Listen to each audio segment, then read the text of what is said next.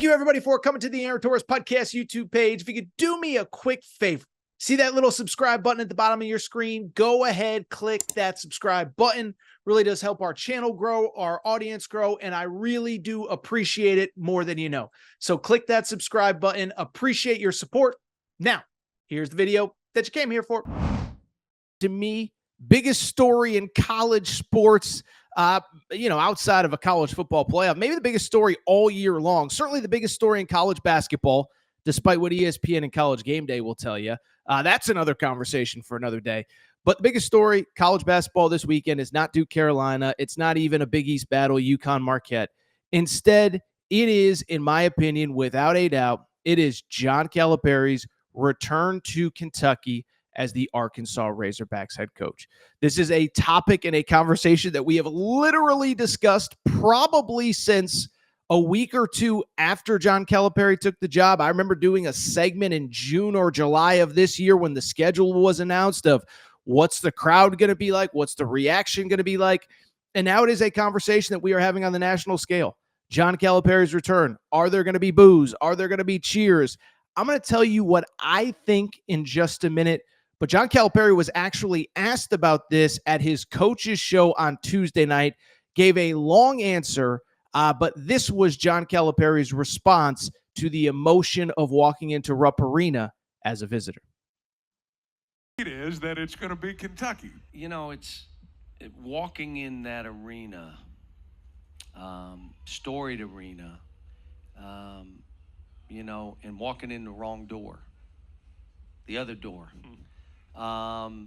Seeing my friends the night before, having my friend, dear friends, lifelong friends, but they're Kentucky fans. Their whole life they've been Kentucky fans.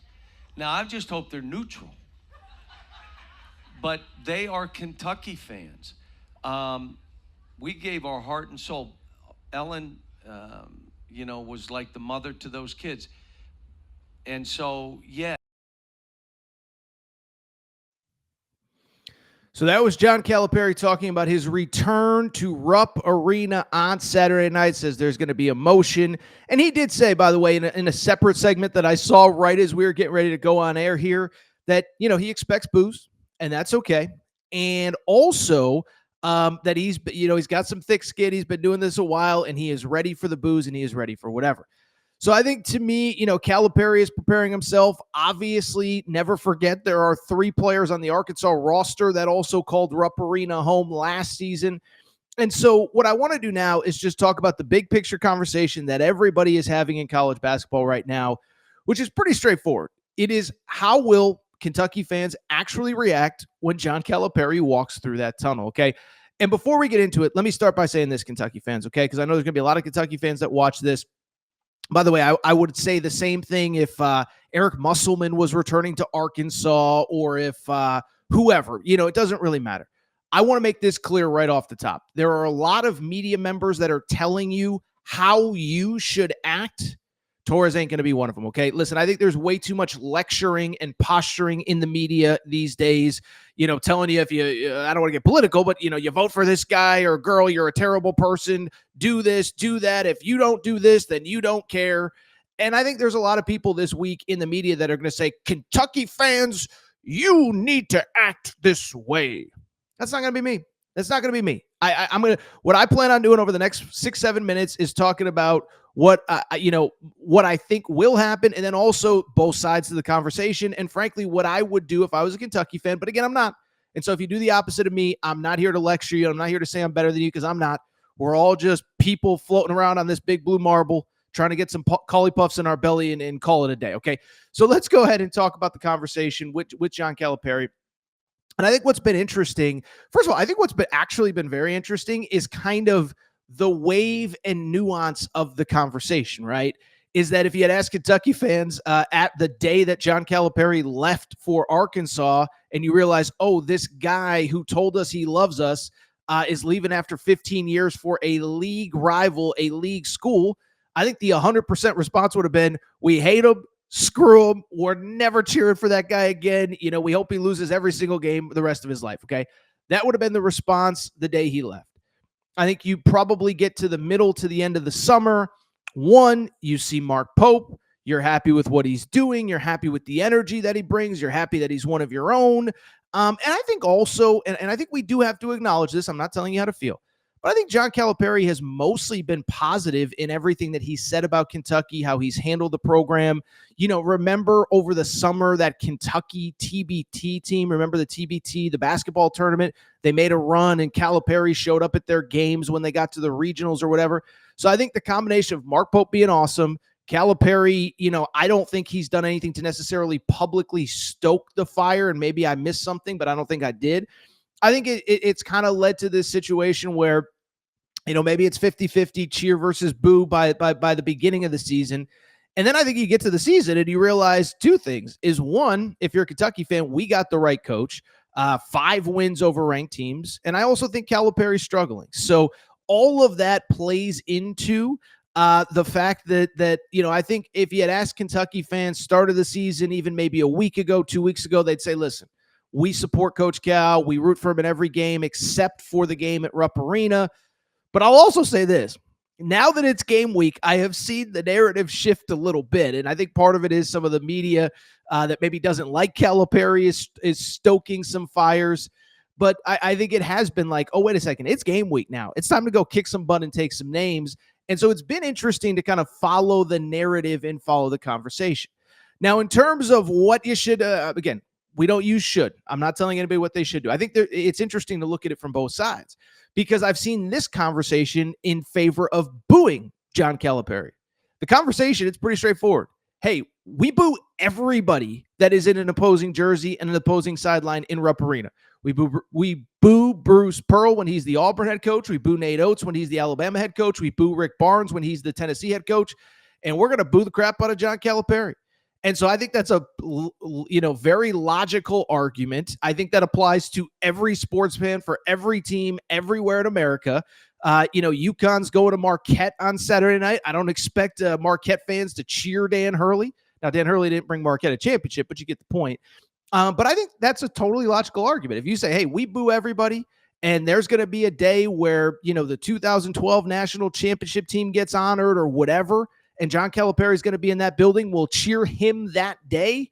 But the day to cheer him ain't this one. So that's one perspective. I respect the perspective. If you just say, we boo everybody, I'm sorry, suck it up, Buttercup, deal with it. I totally get it. I'd add, who else gets it?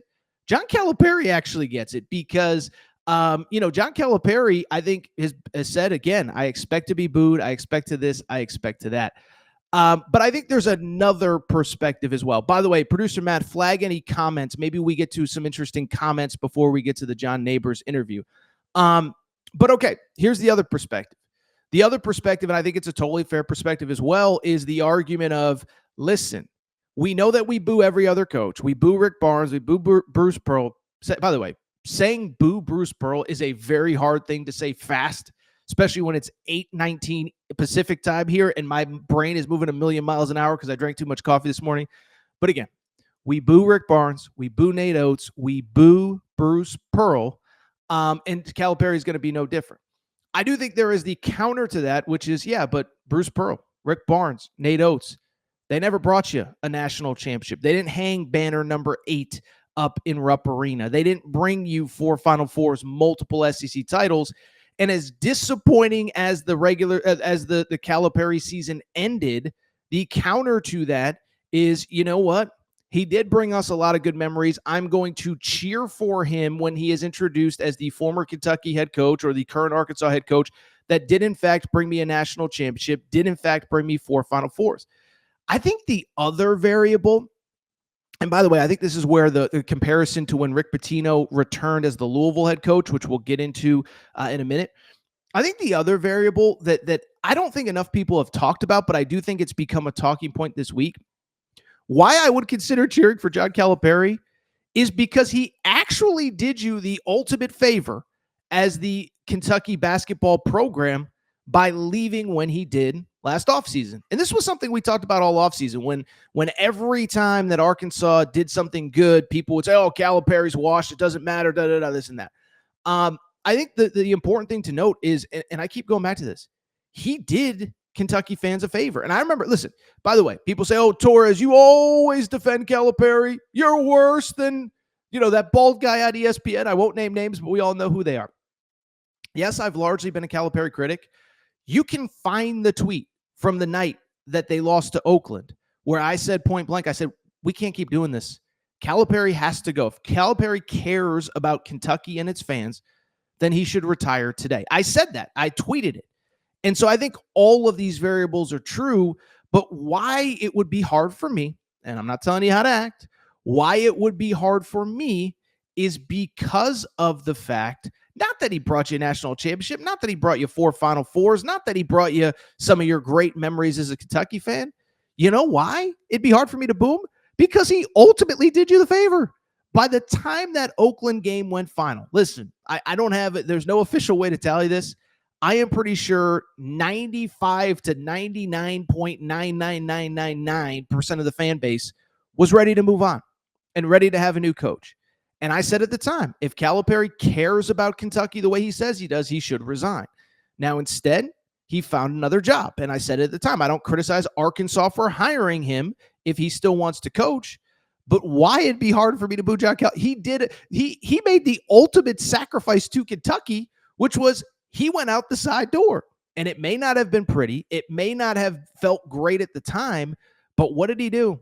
He saved you somewhere in the neighborhood of $30 to $40 million in buyout money that you no longer had to worry about. You could just focus on, hey, who's our next head coach? Let's give him every resource needed to succeed. Let's give him a pool to put together a great coaching staff. Let's give him a pool to put together a great NIL budget. And I know NIL isn't technically yet funded by the schools, but all of the money that went to the buyout instead, in my opinion, would have gone to, buying John Calipari out. And so I think that to me is the ultimate sacrifice, whether it was intentional, whether it was not intentional. I think it was the ultimate sacrifice to John Calipari, which is basically straightforward is, hey, I care about this team. I care about this program. And the ultimate sacrifice I can make is by, bailing right now and saving Kentucky $40 million, whatever it was. And so that is why I've always had a hard time thinking that anybody should hate John Calipari. He did you the biggest favor he could. You went out, you got Mark Pope, you gave him a huge budget for the coaching staff, and all of that money would have gone to buying him out if you had to fire him. Now, again, I think in a perfect world, I don't think he wanted to go to an SEC rival when he left. But I think in a perfect world, he leaves for another job. It's like a Tubby Smith situation. Tubby Smith went to the Big Ten where you're not seeing him every day, if at all. And also, I'd say really quick, because I want to get to some other stuff, John Neighbors, et cetera. But, I think that's the other conversation that has to be discussed as well. Because I've seen a lot of we booed Rick Pitino. Why wouldn't we boo this guy? Again, you do what you want. My counter to that, though, is Rick Pitino, when he left, there were 0.0% of Kentucky fans that actually wanted him to go. They understood why he left. It's the Boston Celtics. He's the coach and the general manager. He gets to, pursue the NBA at the highest level, but they were bummed. And when he comes back 5 years later as the Louisville head coach. It's a lot different than Calipari leaving because of the fact that basically everybody wanted him out, and he ends up saving the school $40 to $50 million, whatever it was. I think I said 30 to 40. Now it's 40 to 50, but you get the point. Probably $30 to $40 million. He saved them $30 to $40 million that they didn't have to pay him buyout money. So we'll see what happens. Kentucky fans, I know that some people in the chat probably will be there on Saturday night. You do what you got to do. Not here to criticize, not here to judge, not here to do anything other than say, I am going to enjoy this. I was actually supposed to be at Rupp Arena. Some stuff came up. By the way, maybe it's for the best that I'm not, because obviously it could be an ugly game. We'll actually preview the game here in just a little bit. But that's kind of my big takeaway. The other thing is, so far Kentucky's won the breakup. I mean, obviously it's going well for Mark Pope, not nearly as much for the Arkansas Razorbacks. So yeah, a lot of emotion on Saturday night. And I am not here to tell Kentucky fans whether it should be positive emotion or negative emotion push towards John Calipari.